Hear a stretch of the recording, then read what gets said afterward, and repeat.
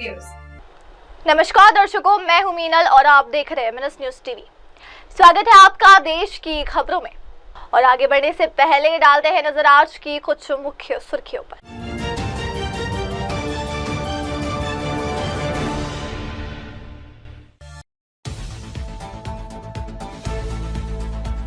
दिल्ली में सिरफिरे आशिक ने की प्रेमिका की हत्या, आरोपी गिरफ्तार। JEE एडवांस्ड में टॉपर रजत गुप्ता का स्क्रीन टाइम था 12 घंटे, सेल्फ कंट्रोल किया पेरेंट्स का, पर्ची फंडा भी सक्सेस में हिस्सेदार। दिल्ली NCR में आज भी बरस सकते हैं बादल। और अब खबरें विस्तार से। दिल्ली में सिरफिरे आशिक ने प्रेमिका की हत्या कर दी, आरोपी गिरफ्तार हो चुका है। दिल्ली के जहांगीरपुरी में एक सनसनीखेज मामला सामने आया है, जहां पर एक सिरफिरे आशिक ने अपनी प्रेमिका को मौत के घाट उतार दिया। आरोपी अपनी प्रेमिका को एक जगह ले गया और फिर चाकू से गोदकर उसकी नृशंस हत्या कर दी। इस मामले में पुलिस ने आरोपी शख्स को गिरफ्तार कर लिया। दिल्ली पुलिस के मुताबिक जहांगीरपुरी के संजय वन इलाके में एक सिरफिरे आशिक ने अपनी प्रेमिका की हत्या कर दी। आरोपी अपनी प्रेमिका को जहांगीरपुरी से संजय वन इलाके में ले गया था। इसके बाद आरोपी ने अपनी प्रेमिका के शरीर पर एक के बाद एक चाकू से कई वार किए। इसके बाद उसके शव को जलाने की भी कोशिश की गई। दरअसल इस पूरे कहानी की शुरुआत दिल्ली के जहांगीरपुरी से शुरू हुई। मृतक युवती अपने माता पिता और एक बड़ी बहन के साथ वहां रहती थी। पुलिस के अनुसार मृतक युवती रविवार के दिन ओपन क्लास करने के लिए कॉलेज के लिए निकली थी, लेकिन वो घर पर वापस नहीं आ पाई। उसके पिता के अनुसार आरोपी के पिता ने उन्हें कॉल पर कहा कि उनकी बेटी ने चाकू मारा है, जिसे सुनकर उनके होश उड़ गए। इसके बाद पीड़िता का परिवार तुरंत जहांगीरपुरी थाना गया और वहां पर इस पूरी घटना के बारे में बताया। मेरी छोटी बेटी के साथ हुई है घटना। ये कल घटना हुई थी। ये कल कॉलेज के लिए जा रही थी, कॉलेज गई थी तो उस लड़के का मैसेज आया दूसरे नंबर से। उसने करा जैसे कि आईडी बना लेता है, दूसरा फेड बना लेता है, उसके नंबर बना के जैसे दूसरे दोस्त की करके उसने उसको ज़बरदस्ती बुलाया। वो गई नहीं थी, उसने ज़बरदस्ती उसको बुलाया वहाँ पर महरौली पर। महरौली गई थी वो लड़का सुबह 8:30 बजे वहाँ पहुँचा। मेरी लड़की गई 9:45 बजे। और जो सीसीटीवी कैमरा में नजर आ रहा है, सीसीटीवी में वही बता रहा हूँ। सीसीटीवी कैमरे में मैंने जो देखी है 8:30 बजे लड़का गया, पहले 9:10 बजे मेरी लड़की वहाँ से निकल गई भारत में। और वो जो लड़का जो था सरदार जो लड़का था वो 12:57 तक बाहर निकला। मेरी लड़की ना तो मैंने पूरी 4 बजे तक रिकॉर्डिंग देखी पुलिस थाने में बैठ के, वो बाहर नहीं है। फिर उसके बाप का फ़ोन मेरे पास आया 2:30 बजे। उसके बाप ने कहा कि आपकी लड़की कहाँ पर है? मैंने कहा कॉलेज गई हुई है। फिर उसके पीछे से फ़ोन आया, ये उस समय काम पे थे, मैं तो कल काम पे था, तो उनका फ़ोन आया कि आपकी बेटी कहाँ पर है? मैंने कॉलेज गई हुई है। तो वो फिर पीछे से फ़ोन बोल रहा है आपकी बेटी ने 2 लड़कों के मिलके मेरे बेटे को चाकू मारा है। मैंने मेरी बेटी कर ही नहीं सकती ये काम। फिर बाद में कहता है कि मैंने उसके भी चाकू मारा है लड़की के। फ़ोन लड़का पीछे से, फिर फ़ोन उन्होंने काट दिया है। फिर हम थाने में गए अपने जहांगीरपुरी थाने में। फिर उनसे ये बात हमने डिस्कस करी। फिर उन्होंने बोला कि कहाँ का केस है? मैंने सर ये वो बोल रहा है अब कि कुतुब मीनार पे ये बात हुई है। वहाँ पार्क में गए, पार्क में हमने सारे पार्क ढूंढे, 5-6 पार्क थे, बारिश हो रही थी, वहाँ हमने पूरे ढूंढा, वहाँ पार्क नहीं मिली, वहाँ लड़की नहीं मिली मेरी। फिर हम महरौली थाने में गए, वहाँ बात करी हमने सर से।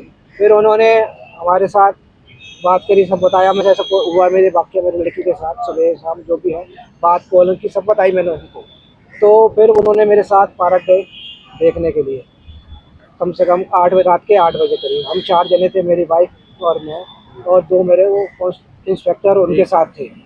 वहाँ देखने गए तो आगे तक हम काफ़ी देखने गए, आगे तक वो भी गए थे, तो वहाँ कुछ नहीं मिला। वो कह रहे अब बारिश हो गई है, यहाँ निशान कुछ नहीं मिलेगा। फिर हम थाने में आए दोबारा। फिर मेरी वाइफ बोली थोड़ी देर बाद एक बार और चल लो, दोबारा देखे आते पार्क में। उन सर ने ये बोला कि अब नहीं, दोबारा मैं जाऊँगा, जाओ अपने आप देखिए जाके। कब पता लगा आप लोग? जब मेरे को पता चला, जब बात ही हुई, फिर हम SHO के पास जब हमने कंप्लेंट लिखी, जो सर बोल रहे थे कि फिर हमने कंप्लेंट लिखी। फिर SHO आए बड़े साहब और उनको सारी बात मैंने डिटेल से बताई, पूरी डिटेल में, शुरू से लेकर एंड तक डिटेल। बच्ची आपको कब और किस हालात में मिली है? बच्ची मिली है पार्क में, सुबह मिली है, बिल्कुल जली हुई हालत में। उसने गला दबाया है, गला घोट के मारा और फिर पेट्रोल डाल के उसको आग लगा दी।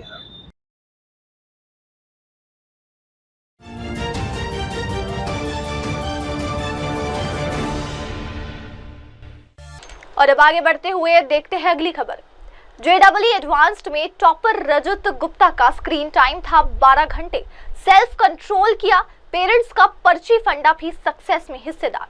दरअसल JEE एडवांस्ड परीक्षा का सोमवार को रिजल्ट आया और कोटा के रहने वाले रजत गुप्ता की ऑल इंडिया पहली रैंक आई है।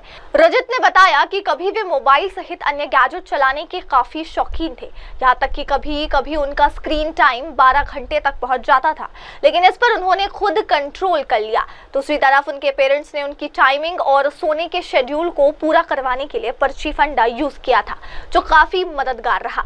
रजत गुप्ता ने कहा कि वे मोबाइल में बहुत ज्यादा व्यस्त रहा करते थे। मोबाइल का उपयोग पहले तो पढ़ाई के उद्देश्य से करता था क्योंकि ऑनलाइन क्लासेस होती थी, लेकिन बाद में गाने सुन लेता और कार्टून देखता। जब मैं 10वीं व 11वीं में था तब कभी कभी मेरा स्क्रीन टाइम 11 घंटे तक पहुंच जाता था। बाद में मैंने अपनी आदत में काफी सुधार किया, स्क्रीन टाइम को भी काफी कम किया और यूजफुल जगह पर मैंने लगाया। टीवी पर मेरा रुझान ज्यादा नहीं था। हमारे साथ JEE एडवांस के ऑल इंडिया टॉपर रजत गुप्ता हैं, कोटा के रहने वाले हैं और बीते 7 सालों से यहाँ पर कोचिंग कर रहे थे। रजत, टॉप क्या है? आपने एक पूरा पीयर ग्रुप पढ़ रहा था, आपका सब दोस्त हैं, IIT बॉम्बे में आप जाने वाले हैं, क्या यहाँ फ्रेंडशिप रही, कुछ आगे पीछे रह गए और फिर वहाँ क्या रहेगा? कंपटीशन है, कंपटीशन के दिन क्या होगा वो आप पहले से पक्का नहीं कर सकते, तो आपको उससे पहले थोड़ा सा इंश्योर करना पड़ता है कि हाँ मैं अच्छे से प्रिपेयर कर रहा हूँ, और वो सबने इक्वली गुड किया है। मतलब जो दोस्त है जिनका मतलब टॉप 60 टॉप 70 में नहीं आया, वो भी उसको मैं अपने आप से कम नहीं बता सकता, ना अपने आप से ज़्यादा बता सकता हूँ। हम सारे बराबर प्लेटफॉर्म पे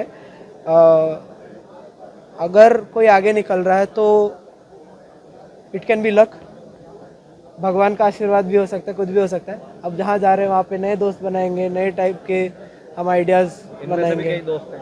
हाँ बहुत, मतलब बहुत सारे। मेरे बैच से रफली 11-12 लोग हैं मेरे बैच से। तो ये जो पूरा रहा आपका यहाँ पर पढ़ाई का, क्या मोबाइल आप चलाते थे या क्या शेड्यूल था, कैसे मोबाइल चलाते थे? मोबाइल तो मैं मतलब बहुत ज़्यादा ही यूज़ करता था। जैसे पढ़ाई के पर्पज़ से भी होता है, कभी कभार मैं पढ़ते पढ़ते गाने सुन लेता था, वो सब कार्टून देख लेता था। कभी कभार मेरा एवरेज टाइम कभी कभार ऐसा हो जाता था 11 घंटा एवरेज टाइम है, तो होता है कब। हाँ, ये जब मतलब जब मैं 10th क्लास में था, 11th क्लास में था, उसके बाद फिर मैंने अपनी आदतें सुधारना शुरू करी, वो सब भी हैं। फिर अपनी आदतें सुधारनी शुरू करी, टाइम के साथ मैंने अपना स्क्रीन टाइम कम किया और उसको यूज़फुल जगह पे ज़्यादा लगाने की कोशिश करी। स्क्रीन टाइम तो पहले मेरा बहुत था, टीवी वगैरह में मेरा बहुत ज़्यादा रुझान था नहीं, मतलब बहुत ज़्यादा कुछ इंटरेस्टिंग आता नहीं था टीवी पे, तो मैं देखता नहीं था। कोटा को लेकर काफ़ी कुछ है, आप लेकिन कोटा के ही हैं, तो कैसे उसको बताएंगे उन लोगों को, क्योंकि सफलता काफ़ी मिलती रही है। मैं तो प्रिविलेज था क्योंकि मैं कोटा से था, पर जैसा आप देख पा रहे होंगे मेरे बैचमेट्स, मैंने बताया भी है सर, भी 11-12 बैचमेट्स मेरे सेलेक्ट हुए, तो वो ऑब्वियसली कोटा से नहीं थे सारे।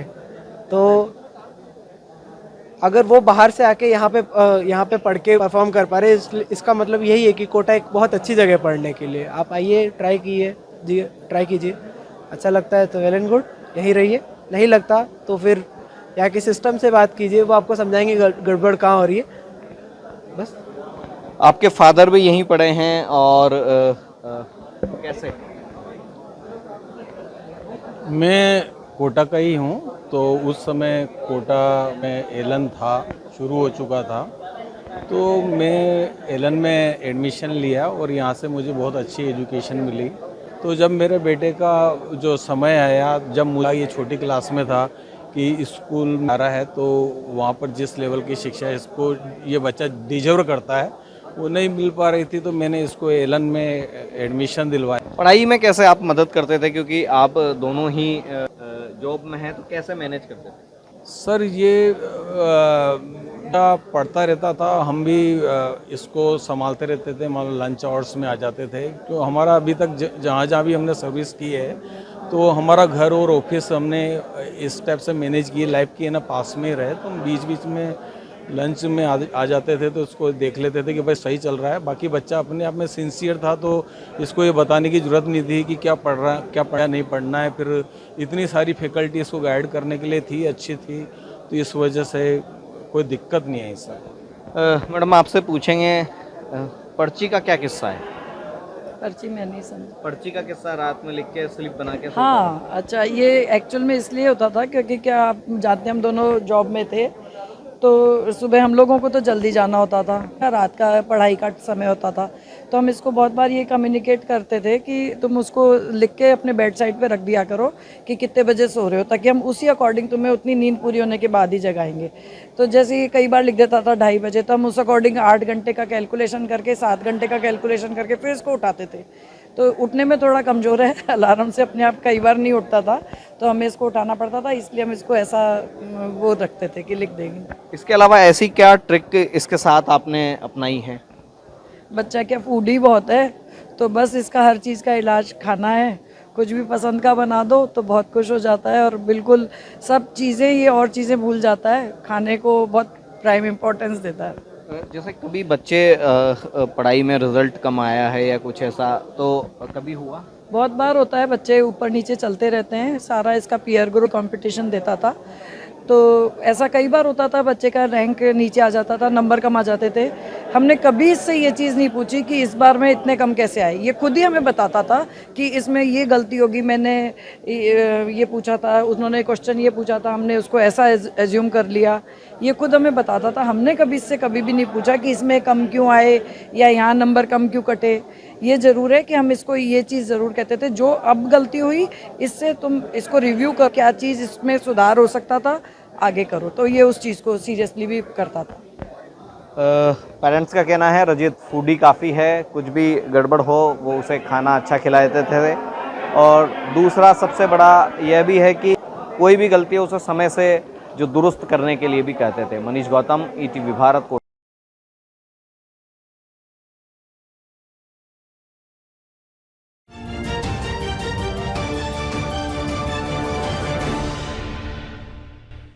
और आइए अब देखते हैं अगली खबर। दिल्ली एनसीआर में आज फिर बरसेंगे बादल। पूरे देश भर में इन दिनों कई इलाकों में बारिश देखने को मिल रही है, जिसकी वजह से मौसम में बदलाव भी देखा जा रहा है। देश की राजधानी दिल्ली और एनसीआर के इलाकों में भी बीते रविवार को ही बारिश की वजह से मौसम में बदल हुआ। मौसम विभाग के अनुसार बीते दिन सोमवार को दिल्ली को अधिकतम तापमान 36 डिग्री सेल्सियस दर्ज किया गया, जो सामान्य से 3.9 डिग्री सेल्सियस कम है। न्यूनतम तापमान 12.6 डिग्री सेल्सियस दर्ज किया, जो सामान्य में 4 डिग्री 3 डिग्री सेल्सियस कम है। आज बारिश होने की संभावना। मौसम विभाग के अनुसार राजधानी दिल्ली में आज मंगलवार को आकाश में आंशिक रूप से बादल छाए रहेंगे। तेज हवा, आंधी, गरज व बिजली चमकने के साथ ही हल्की वर्षा हो सकती है। 40 से 50 किलोमीटर प्रति घंटे की गति से हवा चलने की संभावना है। इस दौरान 60 किलोमीटर प्रति घंटे की गति से आंधी चल सकती है। अधिकतम तापमान 36 डिग्री सेल्सियस और न्यूनतम तापमान 23 डिग्री सेल्सियस रहने की संभावना है। बुधवार को भी मौसम ऐसा ही बना रह सकता है। इसके बाद 4 दिन आकाश में आंशिक बादल तो हो सकते हैं, लेकिन वर्षा होने की खास संभावना नहीं है। इसे तापमान 2 से 4 डिग्री सेल्सियस तक बढ़ सकता है।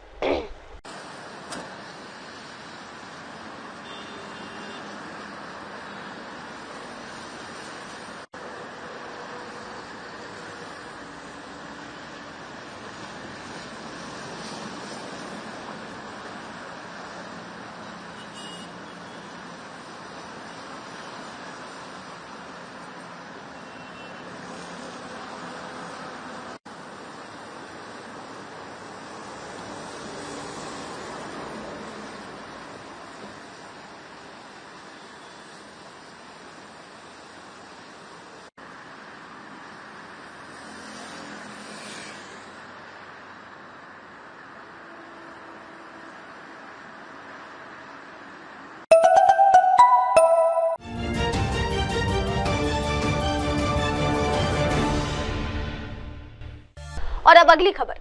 उत्तराखंड के लाल सुनील नेगी ने किया कमाल, फतह किया माउंट एवरेस्ट। भारतीय सेना के सिल्वर जुबली माउंट एवरेस्ट अभियान में उत्तराखंड के सपूत ने देश और प्रदेश का नाम रोशन किया है। टिहरी गढ़वाल जिले के चमियाला गांव निवासी सूबेदार सुनील सिंह नेगी ने 27 मई 2025 को विश्व की सबसे ऊंची चोटी माउंट एवरेस्ट को सफलतापूर्वक फतह किया। भारतीय सेना की ओर से यह अभियान silver jubilee mount Everest expedition के रूप में आयोजित किया गया था, जिसमें सेना के विभिन्न समूह के 32 सदस्य शामिल थे। इस ऐतिहासिक दल का फ्लैग ऑफ रक्षा मंत्री राजनाथ सिंह द्वारा 3 अप्रैल 2025 को दिल्ली से किया गया। अंतिम चढ़ाई के लिए चयनित कुल 22 पर्वतारोही की टीम ने एवरेस्ट की चोटी तक पहुंच बनाई, जो एक वर्ल्ड रिकॉर्ड भी है। इससे पहले कभी भी इतनी बड़ी संख्या में एक साथ किसी टीम ने एवरेस्ट पर चढ़ाई नहीं की थी। सूबेदार सुनील सिंह नेगी वर्तमान में भारतीय सेना की 6वीं गढ़वाल राइफल यूनिट में कार्यरत है। वे वर्ष 2001 में सेना में भर्ती हुए थे। पर्वतारोहण के प्रति उनके जुनून का अंदाजा इस बात से लगाया जा सकता है कि उन्होंने वर्ष 2004 में जम्मू कश्मीर के गुलमर्ग स्थित सेना के high court altitude warfare school से 6 महीने का विशेष पर्वतारोहण प्रशिक्षण प्राप्त किया था। इसके बाद सूबेदार सुनील सिंह नेगी ने माउंट सून, माउंट अप्सरा, माउंट कागंजू कांगड़ी और माउंट मुकुट जैसी कई 7000 मीटर से अधिक ऊंचाई वाली चोटियों को भी सफलतापूर्वक फतह किया। वर्तमान में वे high altitude warfare school instructor के पद पर तैनात है। फिलहाल सुनील सिंह ने ये देहरादून के डीएसपी चौक बड़ोवाला स्थित सनलाइट एनक्लेव में निवास कर रहे हैं, लेकिन उनका दिल अब भी अपने पैतृक गांव चमियाला में ही बसता है।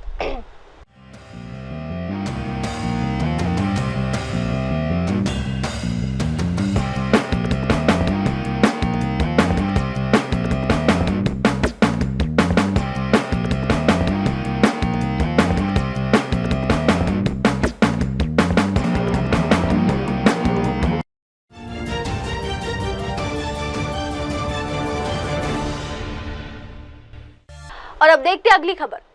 प्रधानमंत्री श्री नरेंद्र मोदी ने IATA की 81वीं वार्षिक आम बैठक और वर्ल्ड एयर ट्रांसपोर्ट समिट के पूर्ण सत्र को संबोधित किया है। विश्व स्तरीय हवाई इंफ्रास्ट्रक्चर विकसित करने और कनेक्टिविटी बढ़ाने की अपनी प्रतिबद्धता के अनुरूप प्रधानमंत्री श्री नरेंद्र मोदी ने कल नई दिल्ली में भारत मंडपम में इंटरनेशनल एयर ट्रांसपोर्ट एसोसिएशन की 81वीं वार्षिक आम बैठक और वर्ल्ड एयर ट्रांसपोर्ट समिट के पूर्ण सत्र को संबोधित किया। कार्यक्रम में अपने संबोधन में प्रधानमंत्री ने अतिथियों का स्वागत किया और 4 दशकों से बाद भारत में आयोजित इस कार्यक्रम के महत्व पर प्रकाश डाला। उन्होंने इस अवधि के दौरान भारत में हुए परिवर्तनकारी बदलावों पर जोर देते हुए बताया कि आज का भारत पहले से कहीं अधिक आत्मविश्वास से भरा हुआ है। उन्होंने न केवल एक विशाल बाजार के रूप में बल्कि नीति, नेतृत्व, नवाचार और समावेशी विकास के प्रतीक के रूप में वैश्विक विमानन इकोसिस्टम में भारत की भूमिका के बारे में बताया है। प्रधानमंत्री ने कहा, आज भारत अंतरिक्ष विमानन संयोजन में एक वैश्विक अग्रणी के रूप में उभर रहा है। उन्होंने ये भी कहा कि नागरिक विमानन क्षेत्र में पिछले दशक में ऐतिहासिक प्रगति हुई है, जिसे सभी जानते हैं। केंद्र में मेरे सहयोगी राम मोहन नायडू जी, मुरलीधर मोहोल जी, IATA बोर्ड ऑफ गवर्नेंस के चेयरमैन पीटर एल्बर्स जी,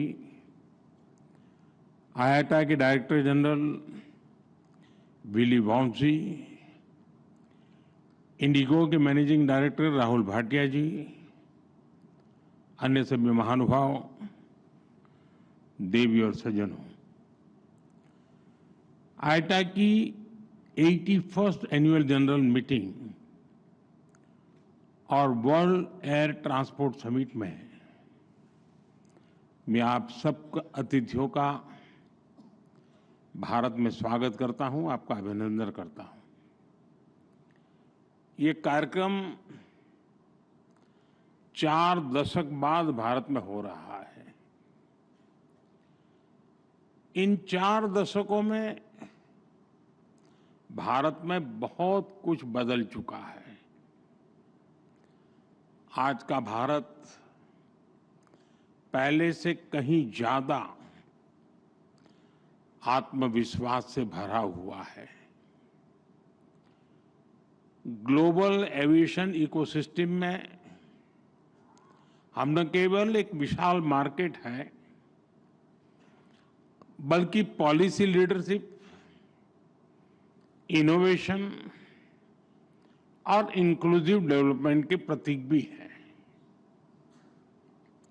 आज Bharat global space aviation convergence का एक उभरता हुआ लीडर है।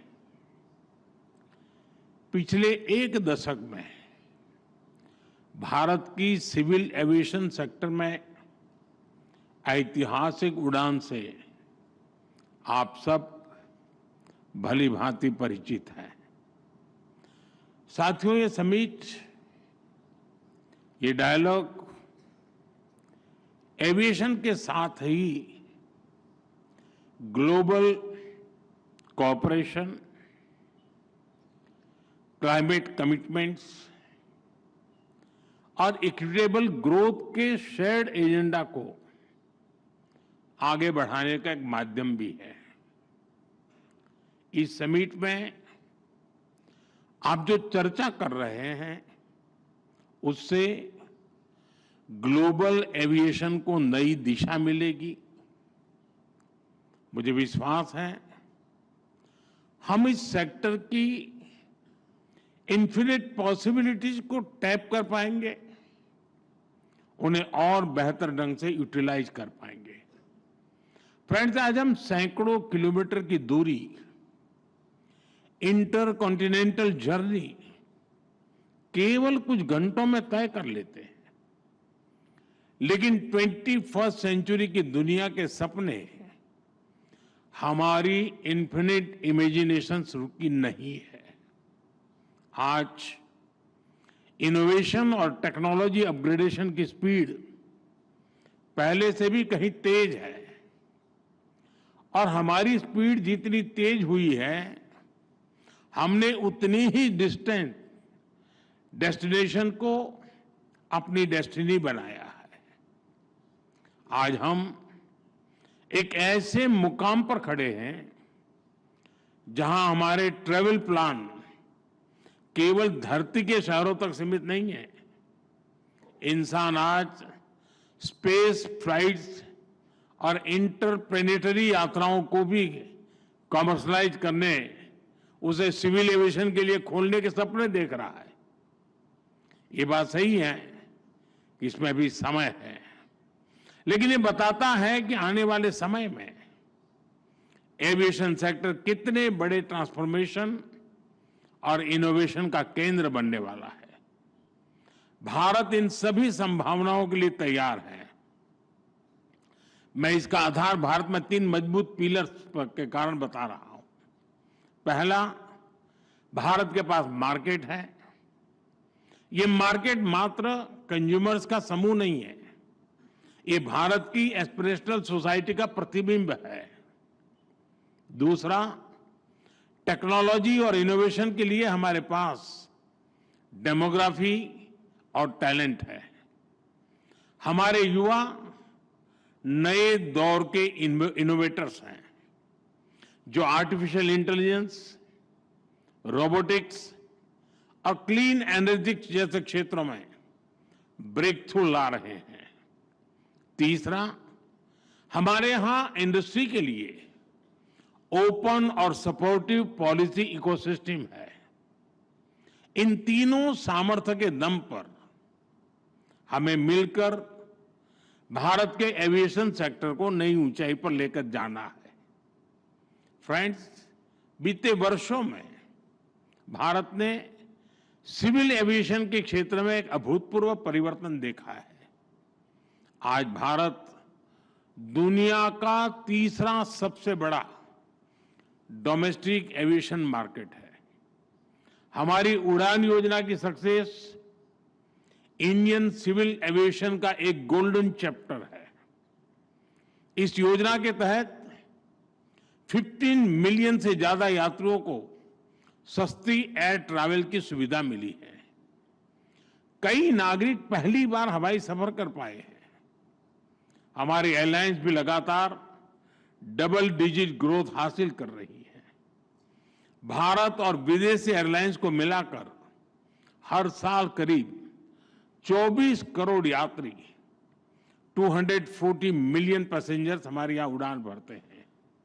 यानी दुनिया के ज्यादातर देशों की टोटल पॉपुलेशन से भी कहीं ज्यादा। और 2030 तक ये संख्या 50 करोड़ 500 मिलियन पैसेंजर तक पहुंचने की संभावना है। आज भारत में 3.5 मिलियन मैट्रिक टन सामान एयर कार्गो से ट्रांसपोर्ट होता है। इस डेकेड के अंत तक ये भी बढ़कर 10 मिलियन मैट्रिक टन तक पहुंचने वाला है। साथियों, ये केवल आंकड़े नहीं है, ये नए भारत के पोटेंशियल की एक झलक है और भारत अपने इस पोटेंशियल को मैक्सिमाइज करने के लिए फ्यूचरिस्टिक रोडमैप पर काम कर रहा है। हम वर्ल्ड क्लास एयरपोर्ट इंफ्रास्ट्रक्चर में इन्वेस्ट कर रहे हैं। जैसा नायडू जी ने बताया, 2014 तक भारत में 74 ऑपरेशनल एयरपोर्ट थे। आज इनकी संख्या बढ़कर 162 हो चुकी है। इंडियन कैरियर्स ने 2000 से ज्यादा नए एयरक्राफ्ट के लिए ऑर्डर दिए हैं और ये तो अभी शुरुआत है। भारत का एविएशन सेक्टर एक ऐसे टेक ऑफ पॉइंट पर खड़ा है जहां से उसे लंबी और सबसे ऊंची उड़ान भरनी है। और ये उड़ान केवल भौगोलिक सीमाओं को पार नहीं करेगी, बल्कि ये दुनिया को सस्टेनेबिलिटी, ग्रीन मोबिलिटी और इक्विटेबल एक्सेस की दिशा में भी ले जाएगी। फ्रेंड्स, आज हमारे एयरपोर्ट्स की हैंडलिंग कैपेसिटी हर साल 500 मिलियन यात्रियों तक पहुंच चुकी है।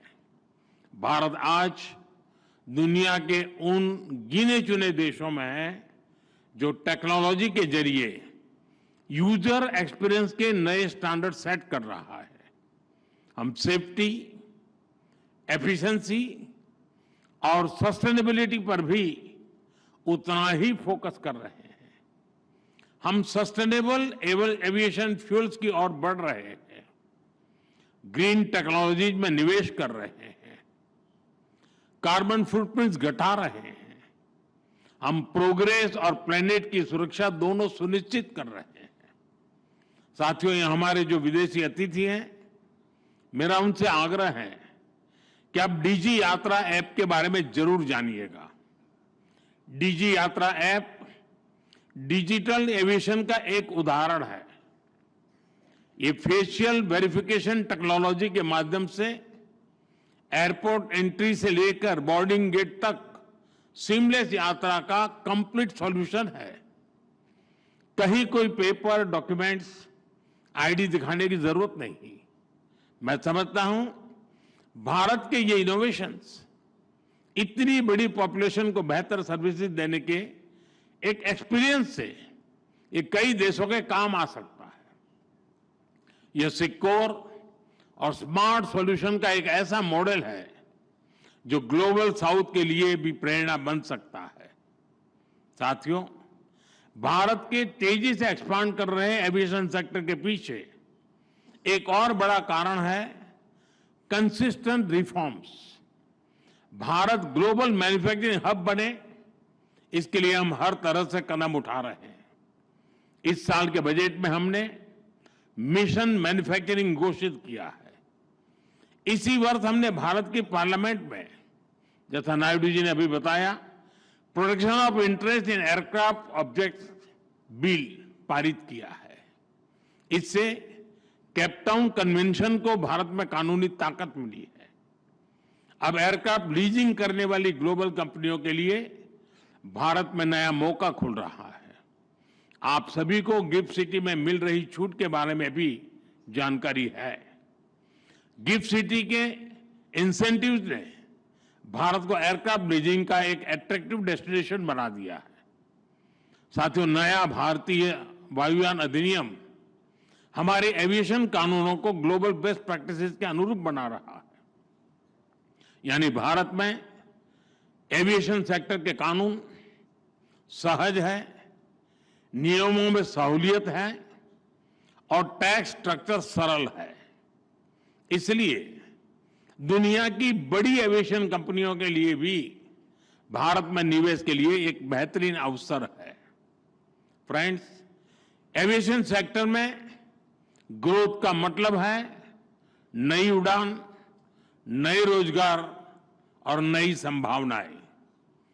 एविएशन सेक्टर में pilots, crew, engineers, ground staff सभी के लिए नए मौके बने हैं। एक और नया सनराइज सेक्टर उभर रहा है, एमआरओ यानी मेंटेनेंस, रिपेयर और ओवरहॉल। हमारी नई एमआरओ पॉलिसी से भारत को एयरक्राफ्ट मेंटेनेंस का ग्लोबल हब बना के इस दिशा में तेजी आई है। 2014 में भारत में 96 एमआरओ फैसिलिटीज थी। आज इनकी संख्या 154 हो चुकी है। 100% FDI under automatic rule, GST में कटौती, टैक्स रेशनलाइजेशन, ऐसे कदमों ने एमआरओ सेक्टर को नई ऊर्जा दी है। अब हमारा लक्ष्य है 2030 तक भारत को $4 बिलियन का एमआरओ हब बनाना। साथियों, हम चाहते हैं कि दुनिया भारत को सिर्फ एक एविएशन मार्केट नहीं बल्कि एक वैल्यू चेन लीडर के रूप में भी देखें। डिजाइन से लेकर डिलीवरी तक Bharat global aviation supply chain का इंटीग्रल हिस्सा बन रहा है। हमारी दिशा सही है, हमारी गति सही है, इसलिए हमें विश्वास है कि हम तेजी से आगे बढ़ते रहेंगे। मेरा आग्रह है, मेक इन इंडिया के साथ सभी एविएशन कंपनियां डिजाइन इंडिया भी करें। साथियों, भारत के एविएशन सेक्टर का एक और मजबूत पक्ष है उसका इंक्लूसिव मॉडल। आज भारत में 15% से अधिक पायलट महिलाएं हैं। ये ग्लोबल एवरेज से 3 टाइम्स ज्यादा है। दुनिया भर में कैबिन क्रू में महिलाओं की औसत भागीदारी लगभग 70% है। हमारे यहां 86% है। भारत के एमआरओ सेक्टर में महिला इंजीनियरों की संख्या भी ग्लोबल एवरेज से आगे बढ़ रही है। साथियों, आज एविएशन सेक्टर का एक और की कंपोनेंट ड्रोन टेक्नोलॉजी है। भारत ड्रोन टेक्नोलॉजी को टेक्नोलॉजिकल एडवांसमेंट के लिए इस्तेमाल कर रहा है। साथ ही हमने इसे फाइनेंशियल और सोशल इंक्लूजन का एक टूल बनाया है। ड्रोन के जरिए हम महिलाओं के सेल्फ हेल्प ग्रुप्स को एम्पावर कर रहे हैं। इससे खेती में, डिलीवरी में, सर्विसेज में महिलाओं की भागीदारी बढ़ी है। साथ ही एविएशन में सुरक्षा को हमने हमेशा टॉप प्रायोरिटी पर रखा है। आईकाओ के ग्लोबल स्टैंडर्ड से भारत ने अपने नियमों को अलाइन किया है। हाल ही में आईकाओ की सेफ्टी ऑडिट ने हमारे प्रयासों को सराहा है। एशिया पैसिफिक मिनिस्ट्रियल कॉन्फ्रेंस में दिल्ली डिक्लेरेशन अडॉप्ट होना भारत के कमिटमेंट का प्रमाण है। भारत हमेशा ओपन स्काइज और ग्लोबल कनेक्टिविटी के समर्थन में खड़ा रहा है। हम शिकागो कन्वेंशन के सिद्धांतों का समर्थन करते हैं। आइए हम मिलकर एक ऐसा फ्यूचर बनाएं जहां हवाई यात्रा सभी के लिए एक्सेसिबल, अफोर्डेबल और सिक्योर हो। मुझे विश्वास है कि आप सभी एविएशन सेक्टर को नई ऊंचाई पर ले जाने के नए समाधान निकालेंगे। मैं आपको अनेक अनेक शुभकामनाएं देता हूं। बहुत बहुत धन्यवाद।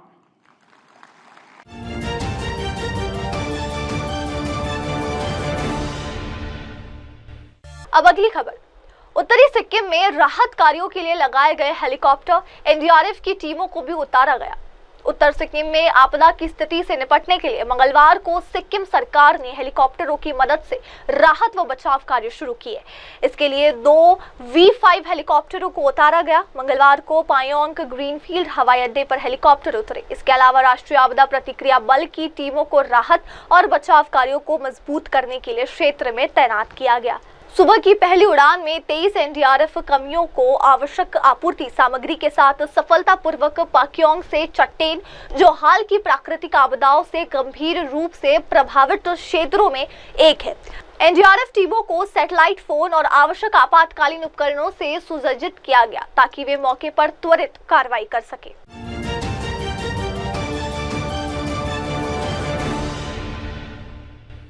और अब अगली खबर, संसद के विशेष सत्र की मांग को धार देगा विपक्ष। इंडिया के नेताओं ने बुलाई अहम बैठक। विपक्षी गठबंधन इंडिया के नेताओं का एक समूह कॉन्स्टिट्यूशन क्लब में बैठक करेगा। इसके बाद मीडिया को जानकारी भी दी जाएगी। लोकसभा के 200 से ज्यादा सांसदों ने विशेष सत्र के लिए पीएम मोदी को लिखे पत्र पर हस्ताक्षर किए, जिसे जारी किया जाएगा। सांसद दीपेंद्र सिंह हुड्डा कांग्रेस का प्रतिनिधित्व करेंगे। कांग्रेस नेता जयराम रमेश और टीएमसी सांसद डेरेक ओ ब्रायन समेत तमाम नेता बैठक के लिए कॉन्स्टिट्यूशन क्लब पहुंच चुके हैं।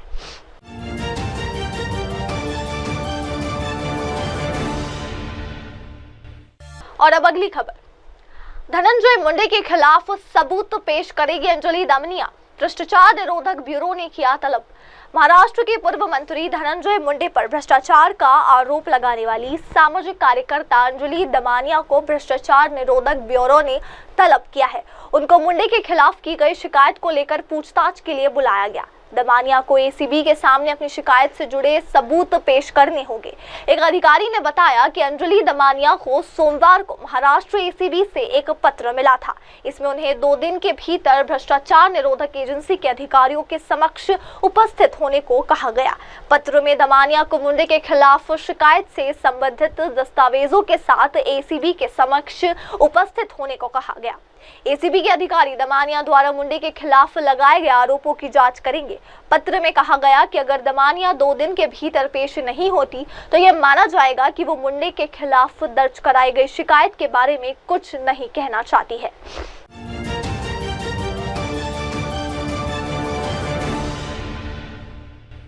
और अब अगली खबर, बीजेपी नीतीश के 29 साल के रिश्ते की कहानी कभी साथ कभी हुए अलग। बिहार में विधानसभा चुनाव के लिए सरगर्मियां तेज हो चुकी है। जहां विपक्षी गठबंधन ने सीट बंटवारे को लेकर बैठकें शुरू की, वहीं सत्तासीन एनडीए में भी अलग अलग क्षेत्रों में टिकट दिए जाने को लेकर चर्चाओं का दौर जारी है। खबरों की माने तो जदयू और भाजपा बराबर सीटों पर चुनाव लड़ने पर बात कर रही है। वहीं कुछ सीटें सहयोगी पार्टियों को भी दी जाएगी। 2020 के विधानसभा चुनाव में जदयू ने भाजपा से ज्यादा विधानसभा सीटों पर चुनाव लड़ा था। नतीजों में भाजपा ने 75 तो जदयू ने 43 सीटों पर जीत दर्ज की थी।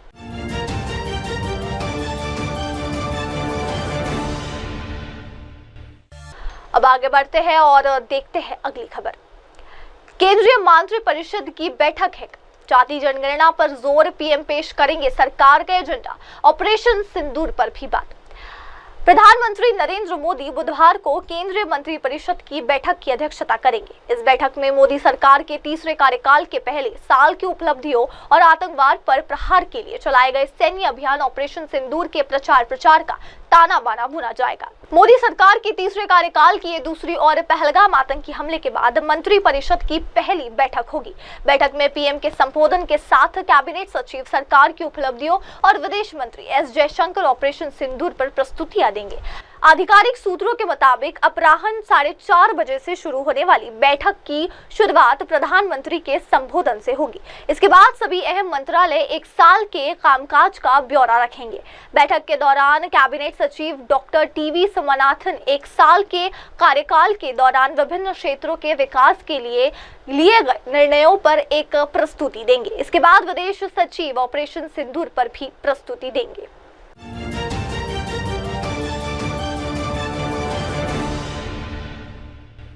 अब चलिए डालते हैं नजर अगली खबर पर। भारत के लिए एक सफलता, स्वदेशी कार्टी स्टील थेरेपी बनी जीवन रक्षक। ल्यूकोमिया ट्यूमर में आईआईटी टीएमएच को मिली बड़ी कामयाबी। कार्टी स्टेल थेरेपी गैस्ट्रिक और ब्रेन ट्यूमर के इलाज में खासी कारगर साबित हुई है। कई शोध अध्ययनों में इस थेरेपी के बेहद असरदार होने के सबूत सामने आए हैं। मार्च में भारतीय प्रौद्योगिकी संस्थान बॉम्बे और टाटा मेमोरियल अस्पताल मुंबई के शोधकर्ताओं का ये शोध पत्र American society of clinical oncology 2025 की सालाना बैठक में पेश किया गया। कैंसर के इस खास इलाज या कार्टी सेल थेरेपी को शोधकर्ताओं ने मरीज की खुद की रोग प्रतिरोधक कोशिकाओं को इस्तेमाल कर तैयार किया है। दरअसल इस थेरेपी में कैंसर के मरीज के इलाज के लिए उसकी टी कोशिका के जीन में बदलाव किया जाता है ताकि वे कैंसर से लड़ सके। रक्त कैंसर जैसे ल्यूकोमिया और लिम्फोमा के मरीजों पर आजमाया गया और ये बेहद कारगर रहा। करीब 100 से 73 मरीजों को फायदा हुआ है।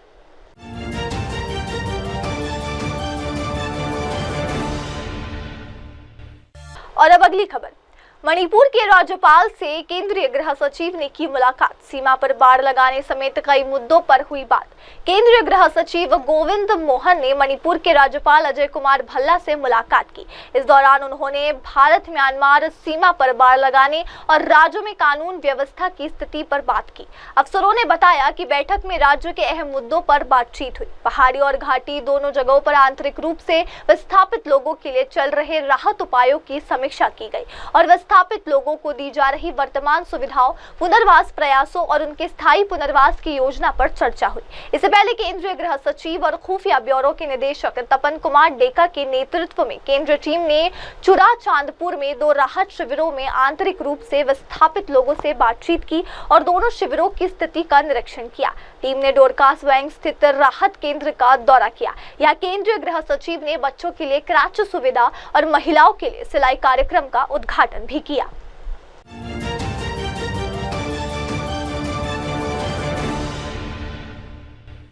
और अब चलिए आगे बढ़ते हैं और देखते हैं अगली खबर। खिताब के लिए पंजाब और आरसीबी आमने सामने, कप्तान अय्यर और पाटीदार ने दिए बड़े बयान। आईपीएल 2025 का खिताब जीतने के लिए पंजाब और आरसीबी रविवार को पूरी ताकत के साथ मैदान में उतरे। पंजाब किंग्स ने रोमांचक मुकाबले में मुंबई इंडियंस को 3 विकेट से हराया, फाइनल में प्रवेश किया। इसके बाद कल फाइनल के पहले पंजाब के कप्तान श्रेयस अय्यर और आरसीबी के कप्तान रजत पाटीदार ने प्रेस को संबोधित करते हुए बड़ा बयान दिया था। इस बारे में पंजाब किंग्स के कप्तान श्रेयस अय्यर ने कहा था, मुझे खेल की परिस्थितियों के अनुसार खेलना पसंद है। मैं अपनी पारी को ध्यान में रखते हुए बनाता हूं कि विकेट कैसा व्यवहार करता है और खेल में कौन सा गेंदबाज आगे आएगा। कप्तान के तौर पर मैं टीम में सभी का समर्थन करता हूं। हम सब कोच रिकी पॉन्टिंग की प्रेरणा और समर्थन से अच्छा प्रदर्शन कर रहे हैं।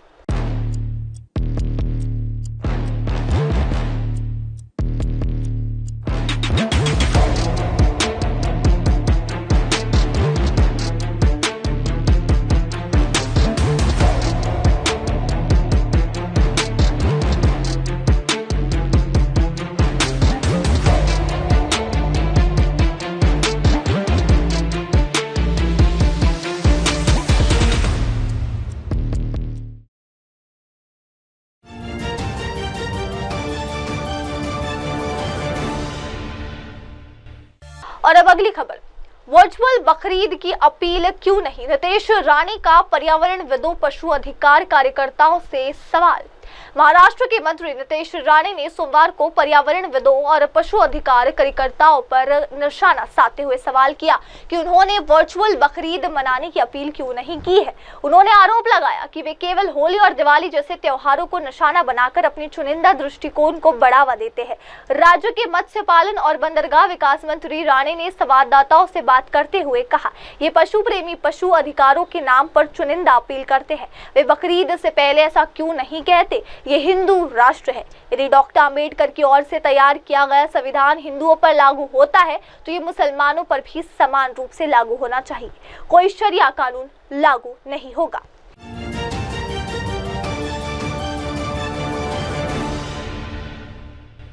और अब अगली खबर, भारत में लॉन्च हुआ पहला स्वदेशी भाषा एआई मॉडल, 22 भाषाओं में करेगा अनुवाद, दूर होगी संवाद चुनौतियां। केंद्रीय विज्ञान एवं प्रौद्योगिकी मंत्री जितेंद्र सिंह ने भारतीय भाषाओं के लिए स्वदेशी रूप से विकसित कृत्रिम बुद्धिमत्ता आधारित मल्टी मॉडल वहद भाषा मॉडल भारत जेन का शुभारंभ किया। सिंह ने कहा कि राष्ट्रीय अंतः विषय साइबर भौतिक प्रणाली मिशन के तहत विकसित और आईआईटी बॉम्बे में आईओटी और आईओई के लिए टीआईएच फाउंडेशन के जरिए कार्यान्वित भारत जोन का उद्देश्य भारत के भाषाई और सांस्कृतिक स्पेक्ट्रम में एआई विकास में क्रांति क्रांति लाना है। ये पहल विज्ञान एवं प्रौद्योगिकी विभाग द्वारा समर्थित एक तथा अग्रणी शैक्षणिक संस्थानों, विशेषज्ञों और नव प्रवर्तकों के एक संघ को एक साथ लाती है। सिंह ने कहा कि भारत जन ऐसा AI बनाने का राष्ट्रीय मिशन है जो नैतिक, समावेशी, बहुभाषी हो और भारतीय मूल्यों तथा लोकाचार में गहराई से निहित हो। फिलहाल अभी के लिए इतना ही। अब लेते हैं एक छोटा सा ब्रेक। ब्रेक के बाद लौटेंगे और जानेंगे देश दुनिया की तमाम बड़ी खबरें। तब तक के लिए आप जुड़े रहे मेरी सहयोगी श्रद्धा के साथ और देखते रहिए MNS न्यूज़ TV। नमस्कार। हाय हेलो नमस्कार, मैं हूं पंकज विष्णु और आप देख रहे हैं MNS न्यूज़। आप देख रहे हैं MNS न्यूज़, सच जरूर।